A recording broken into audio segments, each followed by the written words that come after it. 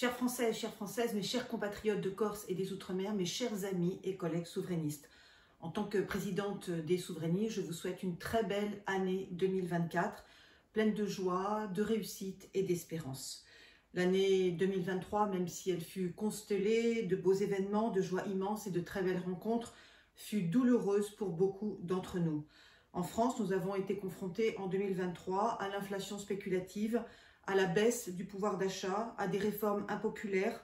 à une hausse injustifiée de nos factures de gaz et d'électricité, aux émeutes urbaines de juin dernier, à des attentats terroristes dont heureusement beaucoup ont été déjoués, à la hausse des faillites d'entreprises, à la persistance du chômage, à une croissance anémique, à un déficit commercial abyssal, à la baisse du niveau scolaire des écoliers français, confirmée une nouvelle fois par le classement international PISA, à une réindustrialisation poussive, à la mort de Thomas et du professeur Dominique Bernard à Arras, à l'explosion du trafic de drogue, à l'islamisation rampante de plusieurs quartiers, en particulier à Marseille, à Saint-Denis et à Tourcoing, et à une invasion migratoire massive d'origine musulmane et subsaharienne, totalement incontrôlée et totalement incontrôlable. Cette année 2023 fut donc une très sombre année, pleine de tensions et pleine de tempêtes. Aussi, le discours lunaire du président de la République française lors de ses vœux le 31 décembre, qui a osé affirmer de manière péremptoire que tout allait bien en France,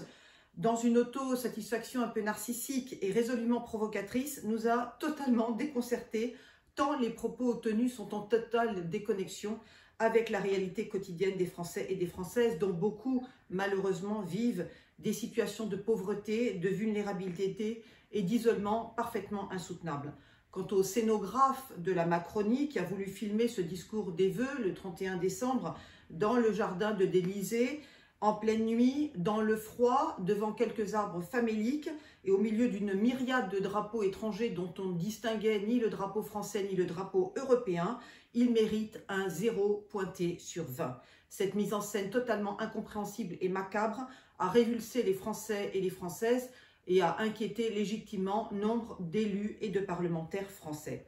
Mes chers compatriotes, vous connaissez toutes et tous mon vœu le plus cher en cette année 2024, remplacer Borne et devenir Première ministre et chef du gouvernement, car le remaniement, et tout le monde en parle aujourd'hui, est de plus en plus nécessaire et urgent. Stopper, bien sûr, si je suis nommée Première ministre et chef du gouvernement, stopper les abus et les dérives de la Macronie, les dérives surtout sociétales, en particulier sur ce projet de loi sur l'euthanasie que les souverainistes condamnent totalement. Et puis mettre en œuvre le programme politique des souverainistes le plus efficace pour stopper la submersion migratoire, l'insécurité grandissante, le racket fiscal, la dette publique, l'inflation normative et aussi le programme politique le plus efficace pour restaurer la prospérité économique, le plein emploi, la paix civile, la concorde nationale, le rayonnement international de la France et la souveraineté du peuple français. Il suffit pour cela qu'Emmanuel Macron ait le courage de limoger Madame Borne dans les jours qui viennent, ou que les députés français sortent de leur déni, sortent de leur passivité, sortent de leur aveuglement coupable et votent à la majorité la prochaine motion de censure afin de limoger Borne et son gouvernement totalement décadent, totalement impie, incompétent, débauché, cynique, technocratique, cosmopolite et scandaleusement LGBTisé. Il est parfaitement incompréhensible, totalement incompréhensible que tant de LGBT occupent au sein du gouvernement de Mme Borne tant de ministères stratégiques et régaliens. Quand Borne sera limogée, c'est moi, en tant que présidente des souverainistes, fervente catholique et démocrate chrétienne assumée, qu'Emmanuel Macron nommera pour la remplacer au pied levé, et ce pour 3 raisons. Premièrement, parce que je suis une personnalité politique compétente, motivée, bien formée pour occuper ce poste ministériel clé. Deuxièmement, parce que je suis la seule candidate déclarée à ce mandat stratégique. Emmanuel sait, comme vous toutes et vous tous, mes chers compatriotes, que Matignon est ma seule priorité, Matignon est mon seul objectif et Matignon est ma seule ambition politique. Troisièmement, parce que le maintien de Borne, l'incompétente à la tête du gouvernement français, nuit gravement à l'image du président de la République, nuit gravement à sa crédibilité tant nationale qu'internationale, et nuit gravement et met d'ailleurs en péril l'organisation des Jeux Olympiques de Paris l'été prochain, tant le risque accru d'attentats terroristes est devant nous et que le gouvernement actuel de Mme Borne ainsi que son ministre de l'Intérieur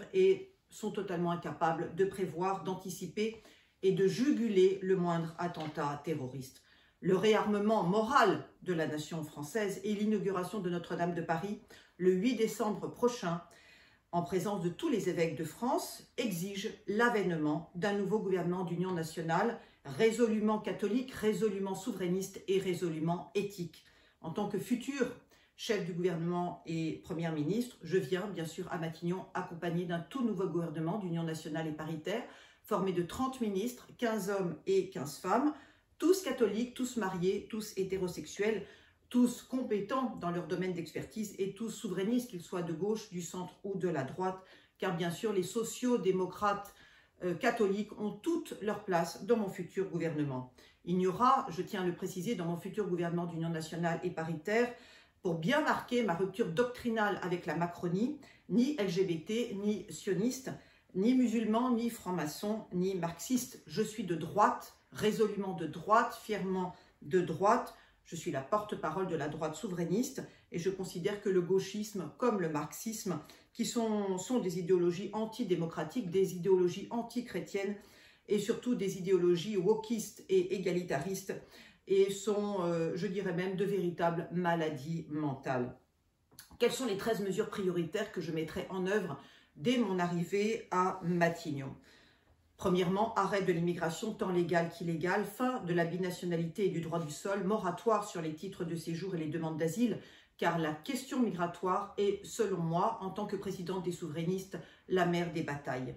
Deuxièmement, application de la préférence nationale sur le logement social et sur tous les revenus sociaux, ADA et PUMA comprises, mise en œuvre à 100% des OQTF, obligation de quitter le territoire français pour tous les migrants et pour les 900 000 clandestins. Suppression des charges sociales et patronales sur l'ensemble des salaires tant privés que publics, urgente nécessité pour retrouver le plein emploi en France, baisse massive de l'impôt sur le revenu et de l'impôt sur les sociétés, généralisation de la TVA à 5% sur l'ensemble des produits et des services, déconstruction des méga-bassines et des 9000 éoliennes qui enlaidissent nos rivages et nos paysages, retour de la méritocratie scolaire et des filières historiques du baccalauréat dont l'obtention sera sévérisée. Démantèlement des 500 zones de non-droit gangrénées par le trafic de drogue, gangrénées par l'oisiveté, gangrénées par la prostitution, abrogation de la loi Taubira sur le mariage homosexuel et l'homoparentalité et abrogation de la loi Buzyn sur l'obligation vaccinale et la PMA sans père.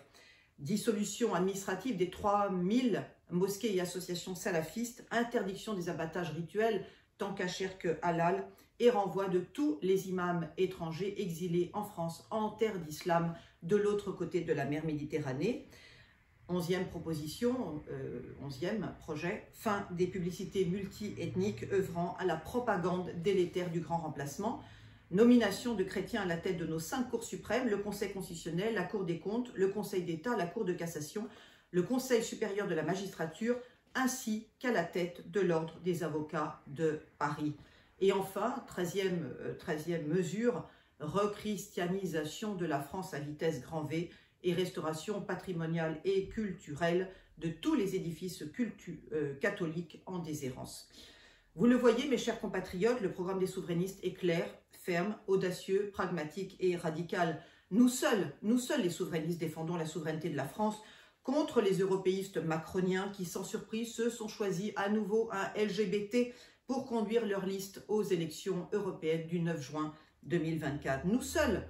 les souverainistes, défendons la souveraineté du peuple français contre le parlementarisme technocratique qui use et abuse du 49.3. Et nous seuls, les souverainistes, défendons l'inscription des racines chrétiennes de la France dans la Constitution française. Et je le redis publiquement et solennellement au président de la République française, si vous voulez que les Jeux Olympiques de Paris cet été se déroulent dans d'excellentes conditions, c'est-à-dire dans la joie, dans la plénitude, dans la sécurisation maximale, vous devez me nommer urgemment Premier ministre et chef du gouvernement, car nous devons faire partir main dans la main, ensemble, de manière courageuse, pacifique et déterminée, en 100 jours, 1 million d'islamistes les plus radicaux, par bateau ou par avion, pour assurer la sécurisation pleine et entière du territoire français et ce, avant les Jeux Olympiques de Paris dès cet été. Aucun de vos ministres actuels ne partage ma fermeté, ma détermination et ma clairvoyance dans le domaine sécuritaire et dans le domaine migratoire. La plupart de vos ministres actuels sont, pardonnez l'expression, mais des eunuques et sont tiraillés et gangrénés par la peur, ce qui n'est pas mon cas. J'ai des origines corses, vous le savez, Monsieur le Président, et ce que je sais pertinemment, c'est que les islamistes ont une peur bleue, une peur viscérale et une peur parfaitement justifiée des Corses. Soutenu par une large cohorte de policiers et de gendarmes, je serai, moi, par ma foi, par ma vaillance, par mon volontarisme politique, inciter tous les islamistes exilés en France à rentrer chez eux, en terre d'islam, sur la terre de leurs ancêtres, sur la terre de leurs aïeux, de l'autre côté de la mer Méditerranée. Mes chers compatriotes, si je suis nommée Première ministre et chef du gouvernement, je souhaite aussi œuvrer résolument pour la paix, car vous le savez toutes et tous, je suis par mon éthique une ambassadrice de la paix et la France, nous le savons tous, a une tradition bimillénaire en matière de diplomatie. Le conflit israélo-palestinien comme le conflit russo-ukrainien nous inquiète, nous chagrine, nous traumatise, nous, Français et Françaises, tant les décès de militaires, de civils, de jeunes et d'enfants se multiplient chaque jour. Sachez, mes chers compatriotes, que je ne suis pas seulement une femme du verbe, mais une femme d'action. Et donc, le 26 novembre dernier, j'ai eu l'audace d'écrire au secrétaire général de l'ONU pour lui proposer un projet de nouvelle résolution onusienne destinée à obtenir une paix juste, durable et définitive au Proche-Orient sur la terre sainte d'Israël. Si le chef du gouvernement israélien et le chef de l'autorité palestinienne signent cette nouvelle résolution onusienne, alors la paix sera définitive sur la terre sainte d'Israël et Jérusalem, berceau de la chrétienté occidentale, deviendra une cité-État respectée, paisible, rayonnante, gouvernée souverainement par le patriarche catholique de Jérusalem en union de prière et d'action avec le pape François. Quant au conflit russo-ukrainien, il ne pourra prendre fin qu'avec la signature du traité de paix juste, légitime, pertinent, proposé par Vladimir Poutine, président de la Fédération de la Russie, à laquelle j'adresse bien sûr tous mes meilleurs vœux pour cette nouvelle année 2024. Puisque l'Ukraine, nous le savons toutes et tous, a perdu depuis bien longtemps cette guerre sanglante qui a fait du côté ukrainien plus de 300 000 victimes. Zelensky, il faut le rappeler à tous et à toutes, est un juif talmudiste qui n'a rien à faire à la tête de l'Ukraine chrétienne. Ce président fantoche, ce saltimbanque belliqueux, ce nasillon assumé qui a voulu restaurer l'ancien empire khazar sans le consentement de sa population et déchristianiser résolument l'Ukraine chrétienne, doit démissionner et s'en retourner vivre à Tel Aviv auprès de sa famille natale. Quant à la communauté internationale, elle doit reconnaître urgemment que le Donbass, que la Crimée, que Mariupol et que la mer d'Azov sont russes, russophiles et russophones. Cette reconnaissance territoriale est un large prélude à la paix, à une paix définitive entre la Russie et l'Ukraine. Prions ardemment pour que notre vœu en faveur de la paix, que ce soit en Terre Sainte ou en Ukraine, soit exaucé en cette nouvelle année 2024. Mes chers compatriotes, je vous souhaite une nouvelle fois une très belle année 2024. Préservons encore et toujours notre joie, notre optimisme et notre espérance chrétienne en un avenir radieux. Vive la démocratie, vive le peuple souverain, vive la France souveraine, entreprenante et résolument chrétienne.